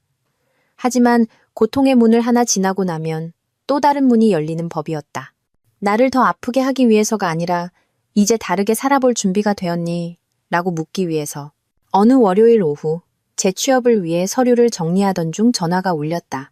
낯선 번호였다. 잠시 망설이다 전화를 받았다. 여보세요? 김하은 씨 맞으시죠? 저는 하남건축의 인사팀장 이민호라고 합니다. 박상훈 이사님께 소개받았습니다. 저희가 내부 법무 담당자가 필요한데 이사님께서 하은 씨를 강력하게 추천해 주셔서요. 혹시 내일 오후에 면접 가능하실까요? 나는 그대로 멈췄다. 상훈 씨, 시댁에서 유일하게 나는 하은 씨를 믿는다고 말해주었던 사람. 나는 그에게 어떤 도움도 청한 적이 없었지만 그는 내가 다시 일어설 수 있도록 남몰래 첫 번째 벽돌을 놓아주고 있었다. 네, 감사합니다. 꼭 가겠습니다. 다음 날, 나는 하남 건축으로 향했다. 빠르게 성장하고 있는 중견 건축 회사였다. 사무실은 푸른 유리 건물의 8층에 있었고 현대적인 디자인으로 꾸며져 있었다. 문을 열고 들어서자마자 키가 크고 40대쯤으로 보이는 셔츠 소매를 걷어붙인 남자가 문 앞에서 가볍게 웃으며 서 있었다. 김하은 씨 맞으시죠? 저는 이곳 대표인 이시우입니다. 기다리고 있었습니다. 나는 조금 놀랐다. 대표가 직접 문 앞까지 나와 맞이하다니. 우리는 안으로 들어가 1시간 넘게 대화를 나누었다. 일반적인 면접과는 달랐다. 그는 전문적인 지식보다 다른 것을 물었다. 그동안 겪으신 일들을 생각하면 이렇게 압박이 심한 환경에서 다시 일하고 싶으신가요? 나는 생각할 겨를도 없이 대답했다. 하고 싶은 게 아니라 해야만 합니다. 살아남기 위해서. 그리고 누구의 동정에도 의지하지 않기 위해서요. 그는 꾸밈 없고 따뜻하며 어딘가 사연이 있어 보이는 미소를 지었다. 그렇다면 하남 건축에 오신 것을 환영합니다. 내가 이해하기도 전에 그가 손을 내밀었다. 더 볼 것도 없습니다. 상훈 이사님 말씀이 맞았네요. 그렇게 권위적이고 위선적인 집안에 맞서 일어설 수 있는 여성이라면 무엇을 믿지 못하겠습니까? 나는 그의 손을 잡았다. 심장이 세차게 뛰었다. 감동해서가 아니라 내가 정말로 새로운 삶을 시작하고 있다는 것을 느꼈기 때문이다. 그 후 며칠 동안 나는 규칙적으로 출근했다. 아침 8시에 출근해서 저녁 5시에 퇴근했다. 회사 유리문을 나설 때마다 나는 다른 여자가 된 것 같았다. 더 이상 남편의 등 뒤에 선소리 없는 그림자도 박씨 가문의 며느리도 아닌 자유롭고 주체적인 여성 김하은이었다. 그리고 이시우 대표가 내게 보이기 시작한 신호들은 내가 모를 수 없는 것들이었다. 처음에는 매일 아침 내 책상 위에 놓여있던 커피 한 잔. 내가 좋아하는 스타일 그대로. 얼음 조금에 설탕 없는 블랙커피였다. 그 다음은 우연을 가장해 내 책상 옆을 지나가며 일은 할만해요? 식사는 했고 오늘 일찍 들어가요. 아니면 나랑 야근할래요? 라고 묻는 것들이었다. 처음에는 예의라고 생각했지만 점점 의심이 들기 시작했다. 의심은 하면서도 싫지는 않았다. 오히려 마음이 편안해질 때도 있었다. 어느 날 계약서 검토 계획안을 제출한 후 그의 사무실 문을 두드렸다. 그가 나를 보며 웃었다. 들어와요. 기다리고 있었어요. 업무 끝났습니다. 내일 오후까지 검토 부탁드립니다. 내가 돌아서려 할 때 그가 뒤에서 불렀다. 하은 씨. 네? 오늘 회사에서 분기별 직원 생일 파티가 있는데 와인도 준비했어요. 남아서 함께 해요. 나는 망설였지만 결국 고개를 끄덕였다. 그날 밤 나는 은은한 조명 아래 동료들과 함께 앉아 있었다. 잔잔한 음악이 흐르고 와인잔이 부딪히는 소리가 맑게 울렸다. 아무도 내 과거를 언급하지 않았고 누구도 나를 동정의 눈으로 보지 않았다. 그저 동료로서, 사람 대 사람으로서 다른 여성들과 똑같은 김하은으로 대해주었다. 파티가 끝나고 나는 로비에서 택시를 기다리고 있었다. 이시우 대표가 다가와 주머니에 손을 넣은 채 내 옆에 섰다. 데려다 줄까요? 괜찮습니다. 혼자 하는 게 익숙해서요. 그는 고개를 끄덕였지만 떠나지 않았다. 하은 씨, 언제 말해야 할지 모르겠지만 아무래도 내가 하은 씨를 마음에 두기 시작한 것 같아요. 나는 그대로 굳었다. 밤바람이 내 머리카락을 스쳐 지나갔다. 나는 그를 보았다. 피하지도 다가서지도 않았다. 저는 방금 페어더미에서 걸어 나왔어요. 다시 누군가를 믿을 힘이 있는지 아직 모르겠어요. 그는 서두르지 않는 눈빛으로 나를 보았다. 당장 믿어달라는 거 아니에요. 그저 기다릴 준비가 된 사람이 있다는 것만 알아줬으면 해요. 나는 침묵했다. 감동인지 두려움인지 알 수 없었다. 집에 돌아와 침대에 길게 누웠다. 휴대전화를 꽉 쥔 채 답장은 하지 않았지만 마음이 복잡해지기 시작했다. 내가 다시 일어서려는 순간에 나타난 괜찮은 남자. 그가 진심일까 아니면 이것도 운명의 또 다른 시험일까? 답은 없었지만 내 심장이 서서히 녹고 있다는 것은 알았다. 하지만 내가 평온을 찾았다고 생각한 바로 그 순간 익명의 문자가 나타나 나를 다시 의심의 심연으로 끌어내렸다. 이시우라는 사람 조심해요. 친절한 사람이 다 진심은 아니에요. 많은 여자들을 믿게 만든 뒤 평생 아물지 않을 상처만 남기고 떠난 사람이에요. 그 익명의 문자는 한밤중에 도착했다. 짧지만 차가운 비수처럼 내 심장에 밝혔다. 나는 밤새 그 문자를 읽고 또 읽으며 잠을 이루지 못했다. 정말일까? 라는 세 글자가 머릿속을 맴돌았다. 나는 더 이상 순진한 여자가 아니었다. 온갖 계략이 난무하는 시댁에서 살았고 기만적인 결혼 생활을 겪었으며 돈과 명예 때문에 서로의 등에 칼을 꽂는 것을 직접 보았다. 믿었고 무너졌기에 다시 같은 실수를 반복하는 것이 너무나 두려웠다. 하지만 이번에는 확실히 해야 했다. 다음 날 아침 나는 가벼운 미소와 함께 회사에 들어섰고 평소처럼 동료들에게 인사했다. 하지만 내 마음속으로는 이미 계획을 세우고 있었다. 나는 가장 믿을 만한 사람 회계팀의 오 부장님부터 시작하기로 했다. 그녀는 하남건축에서 7년간 일했고 불공정한 상여금 삭감에 반대하다가 정직 처분을 받았음에도 오직 이시우 대표에 대한 신뢰 때문에 다시 돌아온 사람이었다. 나는 그녀에게 점심을 사겠다고 했다. 우리는 아무도 신경 쓰지 않는 회사 근처 닭갈비집 구석에 앉았다. 부장님, 솔직하게 여쭤볼 게 있어요. 이 대표님, 혹시 여직원들이랑 안 좋은 소문 같은 거 있었나요? 오 부장님은 젓가락을 내려놓고 나를 한참 보더니 웃었다. 하은 씨도 익명 문자 받았구나? 나는 깜짝 놀랐다. 네, 부장님도요? 나는 아니. 근데 전에 행정팀에 있던 3명은 받았었어. 그 친구들이 처음 들어왔을 때 다들 이 대표님 도움을 엄청 받았지. 근데 얼마 안 가서 이 대표님이 여직원들 감정을 이용한다는 소문이 돌기 시작했어. 나는 손을 꽉 쥐고 침을 삼켰다. 그래서 사실이에요? 오 부장님은 고개를 저었다. 증거도 없고 누구도 감히 나서서 말하지 못했어. 그냥 어느 날 갑자기 그 3명이 동시에 그만뒀지. 아무도 이유를 말해주지 않았고 1명은 결혼했고 2명은 다른 업계로 갔어. 공개적으로 나선 사람은 없었지만 미소라는 친구가 화장실에서 일주일 내내 울다가 갑자기 그만둔 건 기억나. 누군가 그녀가 편지 같은 걸 찢는 걸 봤다고 하더라고. 확실하진 않아. 가슴이 무언가에 짓눌린 듯 무거워지며 숨쉬기가 힘들어졌다. 하지만 나는 애써 태어난 척했다. 혹시 그 미소 씨 지금 어디 계신지 아세요? 오 부장님은 미간을 찌푸리며 생각하다가 휴대전화를 꺼냈다. 옛날 동료한테 물어볼게. 아마 강남에 있는 농산물 수출 회사로 옮겼을 거야. 그날 오후 퇴근 후 나는 오 부장님이 알려준 주소로 조용히 찾아갔다.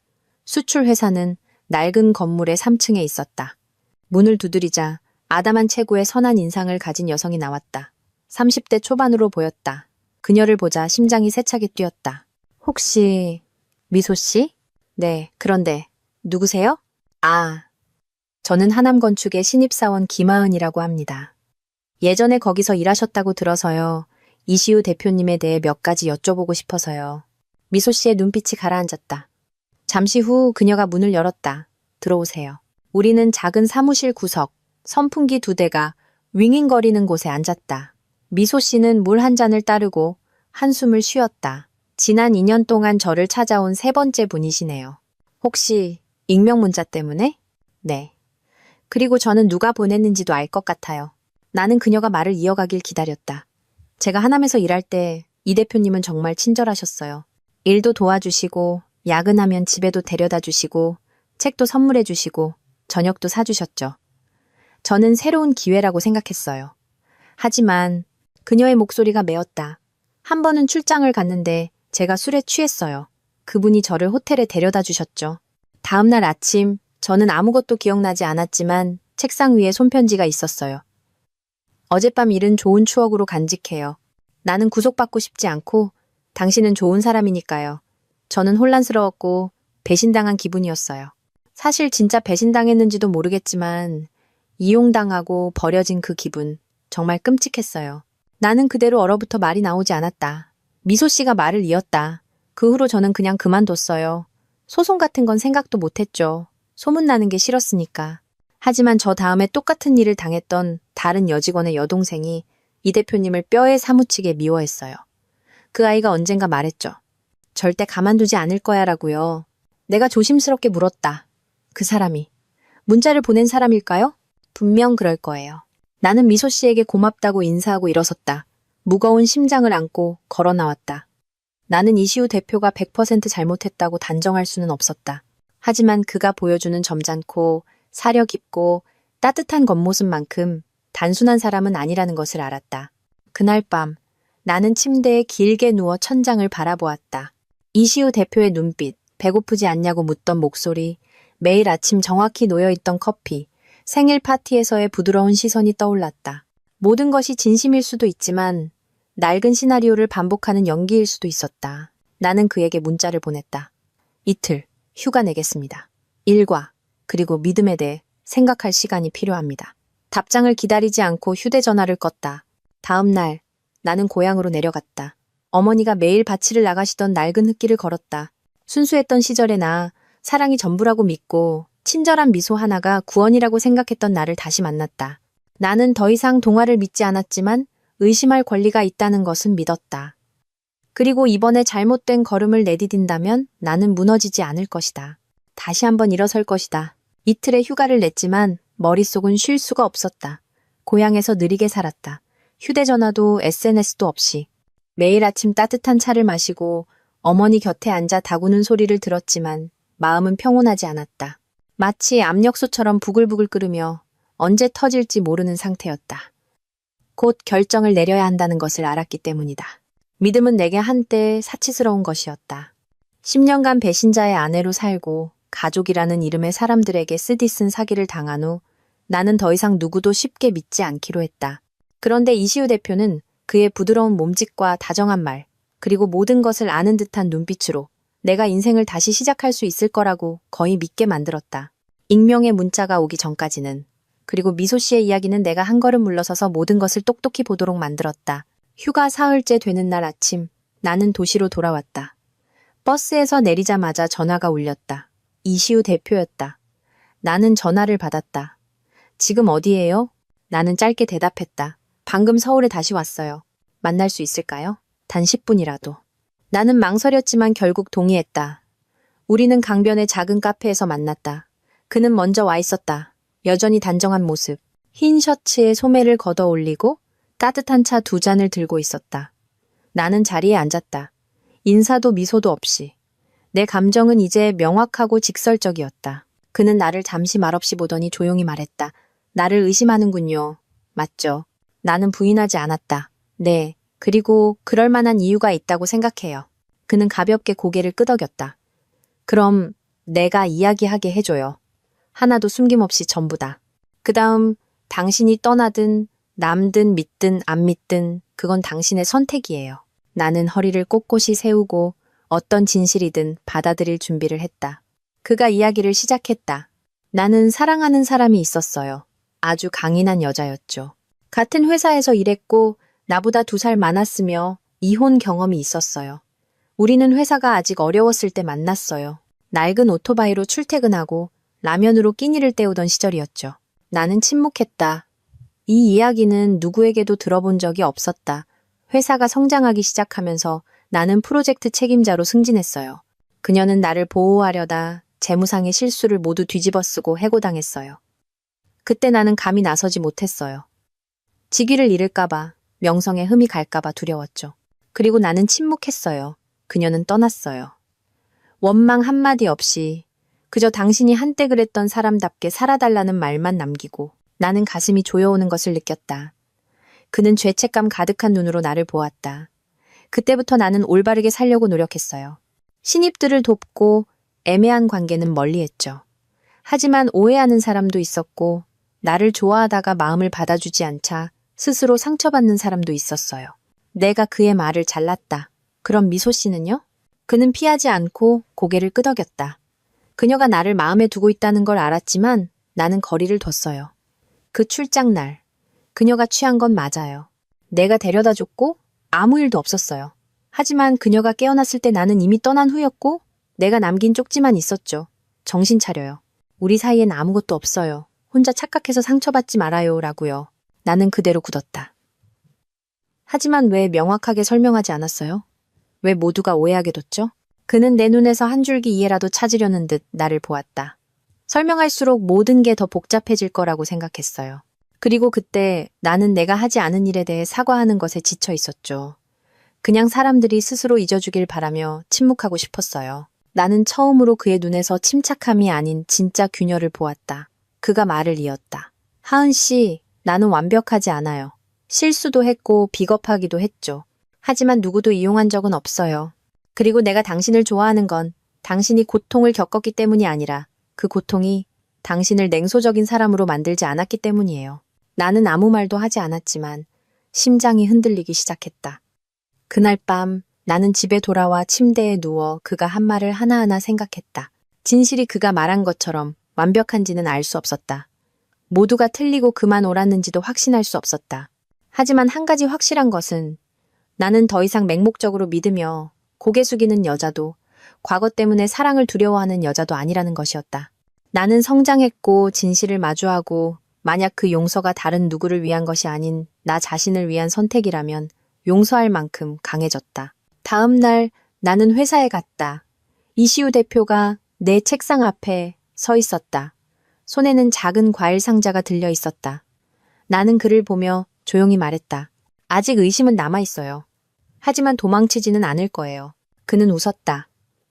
서두르거나 강요하지 않았다. 당장 믿어달라고 바라지 않아요. 그저 기다릴 기회를 달라고 바랄 뿐이에요. 나는 대답하지 않았다. 하지만 수많은 상처 끝에 처음으로 누군가 내민 손을 외면하지 않았다. 나는 그 과일 상자에 가볍게 손을 댔다. 서둘러 열지도 거절하지도 않았다. 그것만으로도 나처럼 믿음을 잃었던 사람에게는 아주 큰 발걸음이었다. 삶은 점차 안정을 되찾아갔다. 나는 하남 건축에서 열심히 일하며 이시우 대표와 적당한 거리를 유지했다. 너무 가깝지도 그렇다고 경계하지도 않았다. 마음이 완전히 평온하지 않아도 미소 짓는 법을 배웠고 과거의 악몽과 마주하지 않고 아침에 눈을 뜨는 것에 감사했다. 하지만 인생은 누구도 오래 내버려 두지 않는 법. 토요일 아침 나는 동네 카페 구석에서 따뜻한 차를 마시며 서류를 읽고 있었다. 그때 휴대전화가 미친 듯이 울렸다. 신우이, 즉 나를 온 집안 사람들 앞에서 가식적인 여자라고 불렀던 박도희의 번호였다. 잠시 망설이다가 전화를 받았다. 여보세요. 도희의 목소리는 공황 상태였다. 형님, 저희 좀 도와주세요. 아버지가 위독하세요. 2번째 뇌졸중이에요. 의사 선생님이 급히 수술해야 한다는데 엄마는 아무도 절차를 처리할 사람을 못 찾고 있어요. 오빠는 연락 두절이고 최유리 그 여자는 소문난 날부터 도망쳤어요. 나는 미간을 찌푸렸다. 반신반의했다. 왜 저한테 전화하세요? 잊으셨어요? 저는 전 며느리일 뿐이에요. 어머님께서는 제가 가문을 모욕한 사람이라고 하셨잖아요. 알아요. 죄송해요, 형님. 하지만 형님이 아버지를 제일 잘 돌보셨잖아요. 병력도 아시고 서류 처리 방법도 아시고요. 제발요, 형님. 엄마가 병원에서 거의 실신 직전이에요. 나는 김이 모락모락 피어오르는 찻잔을 바라보았다. 마음이 실타래처럼 엉켰다. 나는 그들을 증오했다. 생각만 해도 심장이 차갑게 식을 만큼 하지만 나는 기억했다. 시아버지는 가끔 내게 다정하셨다는 것을. 내가 열이 나서 누워있을 때 시어머니 몰래 죽을 가져다 주셨다. 어느 오후에는 휠체어를 밀고 마당으로 나가 며느리도 딸 같다. 도준이 녀석이 복을 지킬 줄 몰랐지라고 말씀하셨다. 나는 한숨을 쉬었다. 어느 병원이에요? 서울대학교 병원이요. 응급 중환자실이요. 나는 30분 만에 병원에 도착했다. 복도에 들어서자마자 윤숙자 여사가 머리를 숙인 채 의자에 앉아 있는 것이 보였다. 머리는 헝클어지고 옷은 구겨져 있었다. 옆에는 도희가 안절부절못하며 의사를 부르고 있었다. 내가 다가가자 그들이 고개를 들었다. 윤 여사의 시선이 내게 닿았다. 그녀는 아무 말도 하지 않고 그저 몸을 움츠리더니 울음을 터뜨렸다. 나는 그 여자가 진짜로 우는 것을 처음 보았다. 가짜 눈물도 날카로운 목소리도 아닌 그저 막히고 지치고 무력한 흐느낌이었다. 도희는 물에 빠진 사람이 지푸라기라도 잡는 심정으로 내게 달려왔다. 형님, 제발 저희 좀 도와주세요. 제가 절차를 어떻게 해야 할지 모르겠어요. 의사 선생님이 예전 뇌졸중 병력이랑 심장약, 혈압약에 대해 물어보시는데 형님이 기록을 다 가지고 계시잖아요. 나는 가방을 열어 낡은 병력 기록처를 꺼냈다. 지난 2년간 계속 보관하고 있었다. 며느리였을 때 시아버지 진료를 기다릴 때마다 항상 들고 다니던 것이었다. 도희는 그것을 보물처럼 받아들고 안으로 뛰어들어갔다. 나는 윤 여사 옆에 앉았다. 그녀는 퉁퉁 부은 붉은 눈으로 나를 보며 입술을 떨었다. 잠시 후 그녀가 조용히 말했다. 고맙다. 나는 놀랐다. 10년이 넘는 시집살이 동안 내가 그녀에게서 단 한 번도 들어보지 못한 말이었다. 나는 대답하지 않았다. 수술은 3시간이 넘게 걸렸다. 나는 그들과 함께 기다렸다. 아무도 말을 걸지 않았다. 시계 초침 소리와 환자 이름을 부르는 방송 소리만 울려 퍼졌다. 마침내 의사가 나왔다. 수술은 일단 성공적으로 끝났습니다. 하지만 환자분을 면밀히 관찰해야 합니다. 강한 충격을 받아서는 안 되고 상태를 잘 아는 가족이 첫 일주일간 곁을 지켜야 합니다. 윤 여사는 그대로 주저앉았고 도희는 얼굴을 감싸고 흐느꼈다. 내가 의사에게 물었다. 선생님, 저는 맏며느리지만 예전에 아버님을 직접 간호했습니다. 지금 가족들과 함께 환자분을 돌봐도 될까요? 의사는 고개를 끄덕였다. 아주 좋습니다. 환자 상태를 잘 아신다면 특히 첫 72시간 동안은 곁에 계시는 게 좋습니다. 나는 윤 여사와 도희를 돌아보았다. 저는 남겠습니다. 하지만 이건 박 회장님을 위해서지 이 집안의 다른 누구를 위해서가 아닙니다. 그들은 고개를 끄덕였다. 아무도 감히 다른 말을 하지 못했다. 그날 밤 나는 병원에 남아 박 회장님의 침대 곁을 지켰다. 그는 여전히 의식이 없었지만 안색은 점차 돌아오고 있었다. 나는 그의 손을 잡았다. 주름지고 차가운 손. 아버님, 저 왔어요. 하은이가 여기 있어요. 그의 눈꺼풀이 미세하게 떨렸다. 그가 들었는지 알 수 없었지만 마음 깊은 곳에서는 나를 알아볼 것이라 믿었다. 나는 밤새 심박 측정기 화면에서 눈을 떼지 않았다. 다음 날 아침 교대를 위해 복도로 나왔을 때 윤 여사가 서 있는 것을 보았다. 그녀는 뜨거운 죽이 든 보온병을 들고 있었다. 내가 끓였어. 혹시나 회장님이 이 익숙한 냄새를 기억할까 해서. 나는 그녀를 말없이 보았지만 거절하지는 않았다. 그녀는 처음으로 따지거나 비난하는 눈빛이 아닌 잘못을 알지만 어디서부터 사과해야 할지 모르는 눈빛으로 나를 보았다. 그리고 그녀가 조용히 말했다. 내가 너한테 너무 잘못했다. 나는 여전히 침묵했다. 네가 용서하지 않아도 괜찮아. 하지만 내가 조금씩이라도 바로잡게 해줄 수 있겠니? 나는 그녀의 눈을 똑바로 보았다. 분노도 원망도 없이 그저 천천히 말했다. 누구에게나 바로잡을 기회가 주어지는 건 아니에요. 아버님께서 깨어나시면 제가 돕겠습니다. 하지만 그 후에는 돌아가지 않을 겁니다. 저는 되돌아가기엔 너무 멀리 와버렸어요. 그녀는 고개를 끄덕이고 숙였다. 변명도 애원도 없이 마치 인생에서 가장 중요한 것을 잃고도 감히 되돌려달라고 말하지 못하는 사람처럼 조용히 물러났다. 그날 오후 나는 병원을 나와 집 근처 작은 골목을 걸었다. 저녁 햇살이 길모퉁이를 온통 노랗게 물들이고 있었다. 이시우 대표에게서 문자가 왔다. 소식 들었어요. 당신은 여전하네요. 다른 사람을 부끄럽게 만들 만큼 친절해요. 돌아오길 기다릴게요. 나는 웃으며 답장하지 않았다. 다시 사랑할 준비가 되지 않았다는 것을 알았지만 더 이상 말없이 밀려나는 사람이 아니라는 것도 알았다. 이번에는 내 발로 걸음을 선택했다. 나를 상처 입혔던 사람을 돕기 위해 돌아가든 새로운 사람을 받아들이기 위해 나아가든 나는 더 이상 과거의 내가 아니었다. 시아버지는 수술 나흘째 되는 날 아침에 깨어났다. 내가 병원 복도에 있을 때 간호사가 달려와 알렸다. 하은 씨, 회장님 깨어나셨어요. 하은 씨 여기 있냐고 찾으세요. 딱 하은 씨 이름을 부르셨어요. 나는 심장이 멎는 것 같았다. 즉시 병실로 들어갔다. 방은 조용했고 하얀 커튼 사이로 부드러운 빛이 들어왔다. 그는 전보다 야위고 눈이 퀭했지만 여전히 특유의 강인한 기색을 띠고 있었다. 나를 보자 그는 천천히 손을 들어 침대 가까이 앉으라고 손짓했다. 나는 다가가 그의 손을 잡았다. 목이 메었다. 아버님 저 하은이에요. 그의 눈꺼풀이 가볍게 깜빡였다. 목소리는 쉬어 있었다. 네가 아직도 여기 있었구나. 아버님께서 필요하시니까요. 저를 딸처럼 여겨주셨던 분을 저버릴 수 없었어요. 그는 내 손을 꽉 잡았다. 눈시울이 붉어졌다. 나는 그곳에서 더 이상 권위적인 시아버지가 아닌 죽음의 문턱에서 살아 돌아온 연약한 노인을 보았다. 그는 힘겹게 숨을 고르며 말을 이었다. 하은아, 너한테만 할 말이 있다.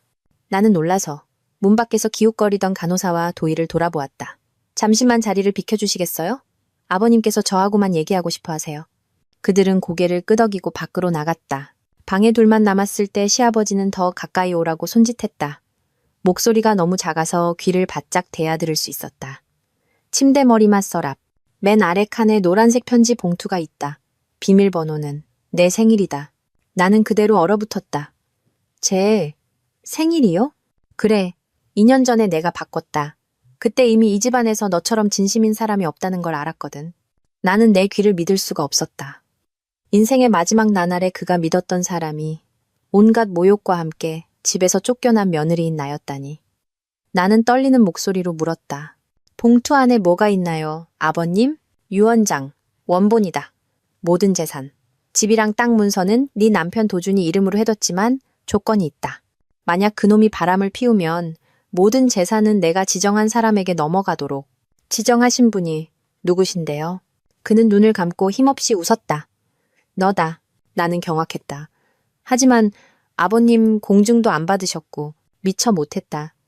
이제 내가 바라는 건 저들이 무슨 짓을 할 때 네가 맞설 근거로 가지고 있으라는 거다. 나는 도준이랑 그 여자일 다 안다. 오래전부터 알았어. 하지만 나는 늙고 병들어서 힘이 없었다. 네 시어미는. 명예 잃을까봐 모든 걸 덮어버렸지. 나는 다 봤다. 내가 말을 안 했다고 해서 마음이 안 아팠던 게 아니야. 어느새 눈물이 쏟아지고 있었다. 나는 그의 손을 꽉 잡고 흐느꼈다. 아버님, 저는 재산은 필요 없어요. 그저 아버님께서 저를 진심으로 믿어주셨다는 것만으로도 충분해요. 그는 마지막 빛처럼 타오르는 눈빛으로 나를 보았다. 너는 내 며느리였다. 평생 후회되는 일이지. 내가 다시 살 수만 있다면 너를 도준이가 아니라 다른 놈한테 시집 보냈을 텐데. 우리는 둘 다 눈물 속에서 웃음을 터뜨렸다. 그 대화가 끝난 후 나는 10년간 살았던 시댁 3층짜리 집으로 곧장 향했다. 내가 떠난 후 시어머니가 자물쇠를 바꿨지만 오늘은 도희가 먼저 내게 열쇠를 건넸다. 형님께서 들어가 보시는 게 맞아요. 아버지가 서랍에 뭘 두셨는지 아는 사람은 형님뿐일 거예요. 나는 위층으로 올라갔다. 침대 머리맡 서랍은 그대로 있었다. 나는 허리를 숙여 비밀번호를 돌렸다. 2506, 내 생일. 딸깍. 소리와 함께 자물쇠가 열렸다. 안에는 노란색 편지 봉투가 있었다. 시아버지 말씀 그대로였다. 나는 그것을 꺼냈다. 봉투 위에는 손글씨로 정의를 지켜야 할 때만 열어볼 것이라고 적혀 있었다. 나는 떨리는 손으로 봉투를 열었다. 안에는 시아버지의 서명과 지장이 찍힌 친필 유언장 원본과 낡은 녹음기에 담긴 녹음 파일이 있었다. 나는 녹음기를 재생해 보았다. 시아버지의 목소리가 분명하게 울려 퍼졌다.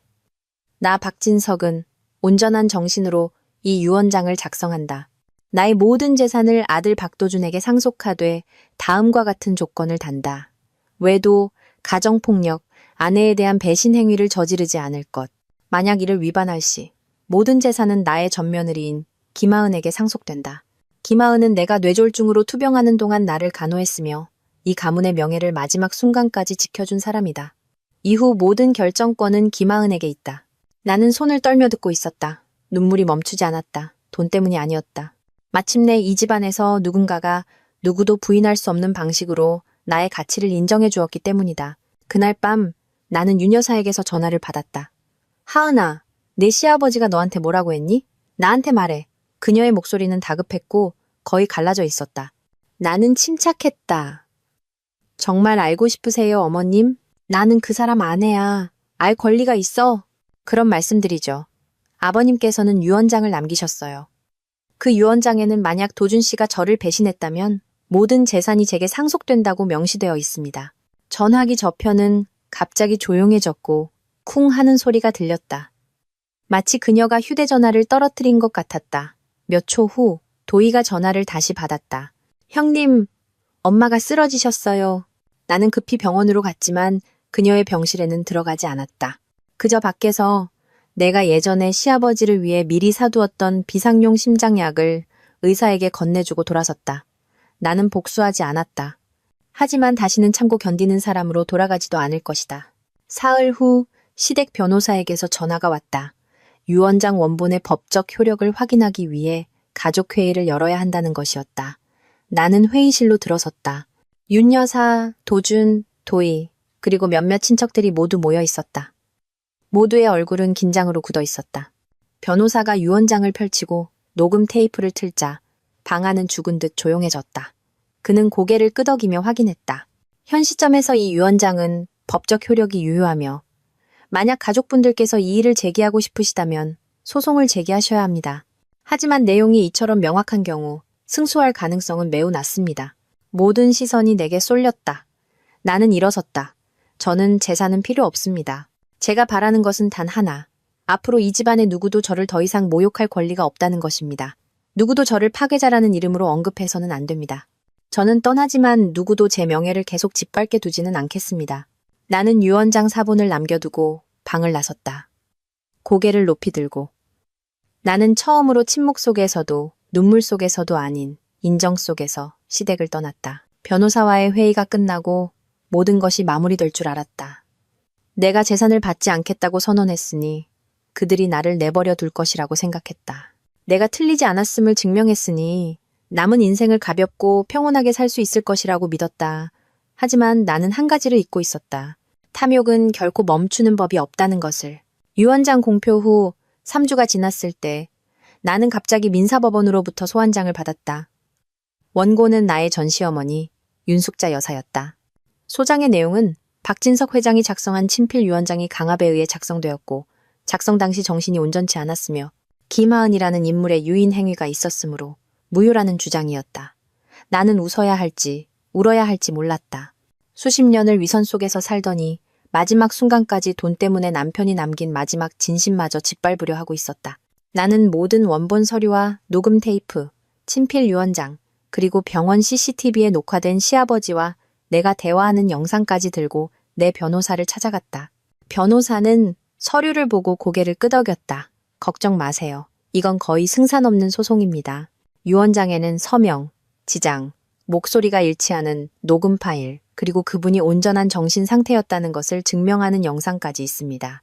만약 상대방이 계속 나온다면 우리는 무고와 허위 사실 유포로 맞고소할 권리가 있습니다. 나는 한숨을 쉬었다. 저는 소송 같은 거 하고 싶지 않아요. 그저 제가 예전처럼 쉽게 조종당하는 사람이 아니라는 걸 알려주고 싶을 뿐이에요. 변호사가 웃었다. 그럼 저들이 보게 하세요. 옛날의 순종적인 며느리가 더 이상 아니라는 것을요. 이제 당신은 양날의 검을 쥔 사람입니다. 저들이 당신을 얕보면 스스로 손을 베이게 될 겁니다. 첫 공판일, 윤 여사는 검은색 한복을 입고 마치 피해자인 양 슬픈 얼굴로 나타났다. 도주는 옆에 있었지만 고개를 푹 숙이고 있었다. 나는 그가 나와 마주하고 싶어 하지 않는다는 것을 똑똑히 보았다. 부끄러워서일 수도 두려워서일 수도 있었다. 나는 변호사도 친척도 없이 혼자 갔지만 한 걸음 한 걸음 바위처럼 단단하게 걸었다. 심리실에서 윤 여사가 일어섰다. 존경하는 재판장님, 저는 박진석 씨의 법적 아내입니다. 남편은 임종을 앞두고 뇌졸중으로 정신이 온전치 않았습니다. 그런데 전 며느리인 김하은은 몰래 정신적으로 영향을 미치고 남편을 유인하여 모든 재산을 자신에게 넘긴다는 유언장을 쓰게 했습니다. 이는 비상식적이고 가족의 도리에 어긋나며 반드시 무효화되어야 합니다. 나는 평온하게 앉아들었다. 내 차례가 되자 나는 일어서서 짧게 말했다. 존경하는 재판장님, 저는 박진석 회장님께서 유언장을 작성하실 때 완전히 온전한 정신 상태였다는 것을 증명할 모든 증거를 가지고 있습니다. 친필 유언장은 그분이 직접 작성하셨고 서명, 지장, 녹음 파일, 그리고 병원 CCTV 영상까지 있습니다. 게다가 그분은 아들이 배신하면 재산이 제게 상속된다고 분명히 말씀하셨습니다. 나는 서울대학교 병원 신경과 의사가 발급한 박진석 환자는 수술 후 며칠간 의식이 명료하고 주변 상황 및 인물에 대한 인지 능력이 양호했음을 확인하는 진단서를 제출했다. 재판장은 한숨을 쉬며 고개를 끄덕였다. 재판부는 협의를 위해 휴정을 선언했다. 15분 후 1심 판결이 내려졌다. 법원은 박진석 씨의 유언장이 합법적이고 자발적이며 강압의 흔적이 없다고 판단했다. 원고 윤숙자 여사의 주장은 모두 기각되었다. 나는 더 이상 아무 말도 할 필요가 없었다. 일어서서 재판부를 향해 고개를 숙이고 방을 나섰다. 법원 밖에서 윤 여사는 석상처럼 서 있었다. 시누이 도희가 어머니의 어깨를 감싸 안고 눈시울을 붉혔다. 나는 그들을 보지 않았지만 옆을 지나가며 조용히 한마디 했다. 아버님께서는 제가 그 집에 들어갈 자격이 없다고 하셨죠. 이제는 제가 그 집을 필요로 하지 않습니다. 윤 여사는 대답하지 않았다. 입술을 꽉 다물었지만 나는 그녀의 눈에서 모든 것을 걸고도 빈손이 된 사람의 공황, 혼란, 그리고 쓰라림을 보았다. 그날 밤 나는 집에 돌아와 창문을 열고 하얀 커튼 사이로 바람이 불어오게 했다. 이시우 대표에게서 문자가 왔다. 재판에서 이겼다고 들었어요. 축하하진 않을게요. 당신은 이길 필요가 없었으니까요. 당신은 그저 당신의 가치대로 살고 싶었을 뿐이고 오늘 그걸 해냈네요. 나는 미소 지었다. 그가 나를 그토록 이해해주다니. 하지만 그는 아직 몰랐다. 나는 아직 멈추지 않았다는 것을. 사흘 후 나는 개인 SNS에 유언장 사본을 공개했다.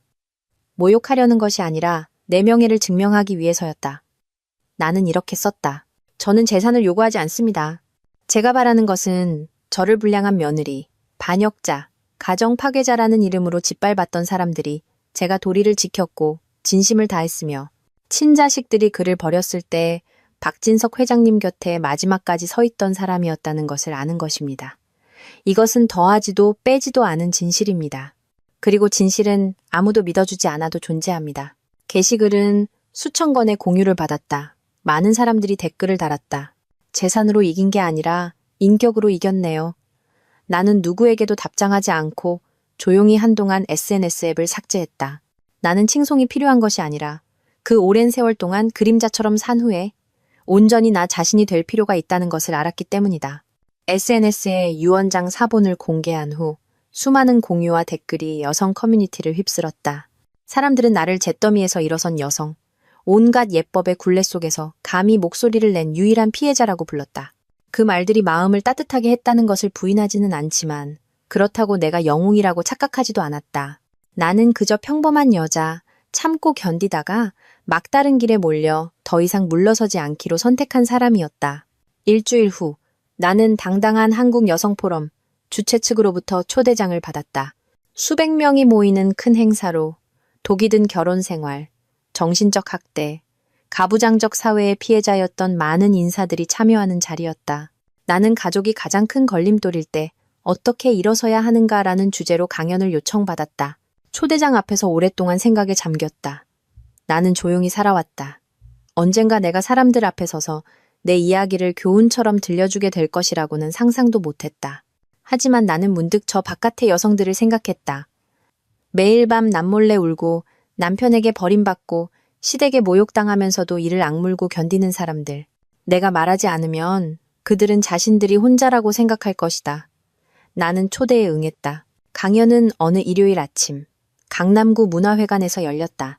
내가 무대에 오르자 조명이 얼굴에 쏟아졌고 아래에는 수백 쌍의 눈이 나를 향해 있었다. 나는 떨리지 않았다. 그저 평온했다. 나는 시집 온 날부터 도준의 외도를 발견한 순간 시아버지를 상간녀 집에 데려다 놓은 일, 이혼 과정, 명예를 되찾기 위한 싸움, 그리고 마지막으로 유언장 원본으로 날린 결정타까지 모든 것을 이야기했다. 아무도 내 말을 끊지 않았고 수군거리지도 않았다. 그저 고개를 끄덕이고 훌쩍이는 소리와 눈물만이 있었다. 강연이 끝나고 무대에서 내려오자 수십 명의 사람들이 몰려와 내 손을 잡고 나를 안아주며 자신들의 마음을 대신 말해주어 고맙다고 했다. 나는 미소 지었지만 이내 멈춰섰다. 기다리는 사람들 맨 끝에 최유리가 서 있었다. 긴 코트에 마스크를 썼지만 나는 그 눈빛을 알아봤다. 언젠가 카페에서 내 남편의 손을 잡고 나를 조롱하듯 쳐다보던 그 눈빛. 나는 그대로 굳었지만 최유리가 먼저 다가와 마스크를 벗고 고개를 숙였다. 제가 여기 나타날 자격이 없다는 거 알아요. 하지만 이제 제가 찾아갈 사람이 아무도 없어요. 언니한테 빌려왔어요. 나는 침묵했다. 주변 사람들이 호기심에 찬 눈으로 수군거리기 시작했다. 나는 가볍게 고개를 끄덕였다. 나 따라와요. 우리는 강연장 근처 작은 찻집으로 갔다. 최유리는 내 맞은편에 앉아 두 손을 맞잡고 있었다. 전보다 훨씬 야위어 있었다. 눈 밑은 검게 패였고 한때 윤기 나던 파마머리는 푸석푸석하고 색이 바래 있었다. 언니, 잘 지내시죠? 최유리가 입을 열었다. 나는 차갑게 대답했다. 인사는 필요 없어. 본론만 말해. 최유리는 입술을 깨물더니 가방에서 서류 뭉치를 꺼냈다. 진단서였다. 맞았어요. 언니가 떠난 뒤로 도준 씨가 변했어요. 술만 마시면 물건을 부수고 마음에 안 들 때마다 저를 때렸어요. 나는 미간을 살짝 찌푸렸다. 최유리가 말을 이었다. 저는 도준 씨를 빼앗으면 이기는 거라고 생각했어요. 그 집에 앉아서 세상에서 가장 사랑받는 여자라고 착각했죠. 하지만 사실 저는 도준 씨가 인생이 뜻대로 풀리지 않을 때 화풀이하는 값싼 대체품에 불과했어요. 그래서 내가 뭘 해주길 바라는데? 최유리는 나를 보며 눈물을 흘렸다. 이혼 소송 좀 도와주세요. 가정폭력으로 도준 씨를 고소하는 것 좀 도와주세요. 저한테는 아무도 없어요. 돈도, 가족도, 변호사도. 언니처럼 다시 시작하고 싶어요. 나는 그대로 멈췄다. 수많은 기억이 밀려왔다. 남편의 품에 안겨있던 최유리를 보았던 순간. 그녀가 남자는 공유하는 것, 지키는 사람이 임자라며 비웃던 순간. 이제 그녀는 내 앞에 앉아 한때 배신당했던 사람에게 용서를 구하고 있었다. 나는 최유리의 눈을 똑바로 보았다. 네가 평생 고통 속에서 살길 바랐던 거 알아? 최유리는 고개를 끄덕였다. 변명 없이. 알아요. 제가 뿌린 씨앗이니 제가 거둬야죠. 하지만 언니가 도와주신다면 평생 은혜 잊지 않을게요. 나는 헛웃음을 쳤다. 내 은혜는 필요 없어. 하지만 네가 정말 그 구렁텅이에서 벗어나고 싶다면 내가 도와줄게. 단, 이번에는 끝까지 책임져야 해. 도망치거나 울거나 남 탓하지 말고. 최유리는 눈물을 흘리며 고개를 끄덕였다. 약속할게요. 다음 날, 나는 최유리를 가정폭력 피해 여성을 위한 법률지원센터에 데려갔다. 서류 작성을 돕고 무료 변호사를 찾아주었으며 상해 진단서와 응급실 확인서를 발급받도록 했다. 동정심 때문이 아니었다. 내가 그랬던 것처럼 더 이상 어떤 여성도 수렁에 빠지는 것을 원치 않았기 때문이다. 오후에 집에 돌아오니 문 앞에 작은 소포가 놓여 있었다. 보낸 사람 이름은 없었다. 열어보니 안에는 낡은 사진 한 장이 있었다. 나는 그대로 굳었다. 전 시어머니 윤숙자 여사가 낯선 남자와 은행 앞에서 서류 뭉치를 주고받는 사진이었다. 사진 뒷면에는 손글씨로 적혀 있었다. 당신의 전 시어머니 아직 포기 안 했어요. 이건 그녀가 재산을 해외로 빼돌리는 증거예요. 조심해요. 마지막 한 판이 더 남았어요. 나는 사진을 꽉 쥐었다. 심장이 세차게 뛰었다. 나는 결말이 아직 오지 않았다는 것을. 그리고 이것이 마지막 승부라면 이번에는 내가 먼저 수를 둘 차례라는 것을 알았다. 은행 앞에서 찍힌 윤 여사의 사진을 보며 내 손이 떨렸다. 그녀가 재산을 빼돌릴까봐 두려워서도 내가 더 이상 박씨 가문의 돈에 관심이 있어서도 아니었다. 권력과 지위 그리고 계략으로 모든 것을 덮을 수 있다고 믿는 그 사람들에 대한 피로감 때문이었다. 인생의 마지막 순간까지 그녀는 멈추지 않았다. 그날 밤 나는 창가에 앉아 깊은 생각에 잠겼다. 그리고 그 집안에서 유일하게 정직함을 지켰던 전시댁, 사촌 형님, 상훈 씨에게 전화했다. 아주버님 조언이 필요해요. 만약 누군가 재산 분쟁 중에 재산을 처분하려고 한다면 그게 위법인가요? 물론이죠. 만약 그 재산이 유언장에 명시되어 있거나 소송으로 인해 임시 동결 상태라면 고의로 처분하는 것은 재산 은닉 행위로 입증될 경우 형사처벌까지 받을 수 있어요. 나는 고개를 끄덕였다. 더 들을 필요가 없었다. 나는 이 승부를 가장 큰 무대, 바로 법 앞에서 끝내야겠다고 마음먹었다. 다음 날 나는 변호사 사무실로 가서 사진과 함께 시아버지가 내게 따로 남기셨던 서명과 등록번호가 적힌 부동산 서류 사본을 제출했다. 변호사는 서류를 보고 미간을 찌푸렸다. 윤 여사님이 낯선 사람에게 재산을 넘기고 있다고 믿으시는군요. 믿는 정도가 아닙니다. 사진 속 인물은 정진우라는 부동산 브로커로 분쟁 중인 토지를 해외로 빼돌리는 불법 거래에 여러 번 연루된 인물입니다. 변호사는 고개를 끄덕였다. 알겠습니다. 즉시 법원의 유언장에 명시된 모든 재산에 대해 소송이 끝날 때까지 임시 동결을 요청하는 긴급 공문을 보내겠습니다. 만약 윤 여사님이 법원을 속이려 했다면 이것이 마지막 결정타가 될 겁니다. 이틀 후 나는 법원으로부터 소환장을 받았다. 갑작스럽게 심리가 재개된 것이다.